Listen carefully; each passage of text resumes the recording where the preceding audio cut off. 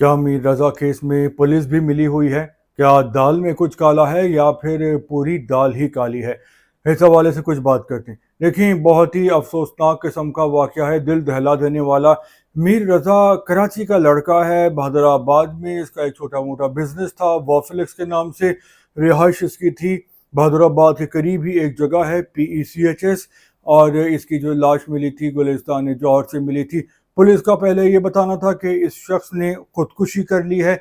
ना ही जाए हादसा से पिस्तौल मिला था और ना ही पिस्तौल का गोली का खोल मिला था जिससे वो मारा गया था। जो पहले मेडिकल रिपोर्ट आई थी तो उसमें ये कहा गया था कि जो रजा अली हैं उनके सीने पर फायर लगा है, जो कि उन्होंने खुद किया है और वो इसमें मारे गए हैं।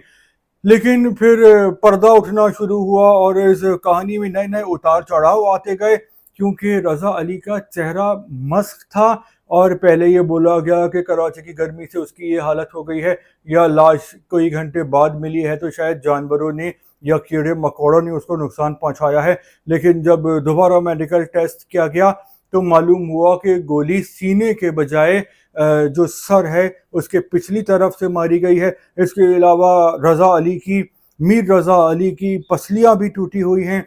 इसके अलावा उसके 4 दांत हर्ट हुए हुए हैं और उसके चेहरे पर भी निशानात हैं मारने की, उसको किसी ने मारा है मुक्कों से।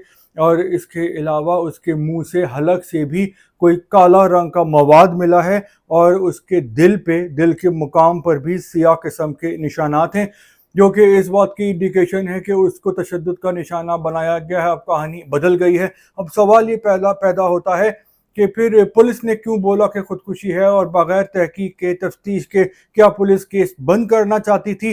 तो क्या केस बंद करके वो बस अपनी जान छुड़ाना चाहती थी, या इसके पीछे कोई ताकतवर शख्सियत है जो कि इस केस को क्लोज करवाना चाहता है? तो बहुत सारे जो सवालात हैं वो सामने आ गए हैं और ये कहानी बहुत ही पुरअसरार रुख इख्तियार कर गई है।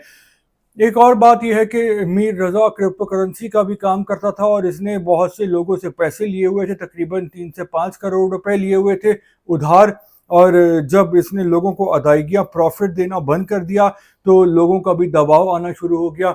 और बाज़ औक़ात होता यह है कि लोग लालच में आके इन्वेस्टमेंट कर देते हैं और जब वो इन्वेस्टमेंट डूब जाती है तो उनके ख्वाब चकनाचूर हो जाते हैं, सपने उनके रेजा रेजा हो जाते हैं और उसके बाद आपस में ही दोस्तों में, रिश्तेदारों में खून खराबा और हाथापाई हो जाती है।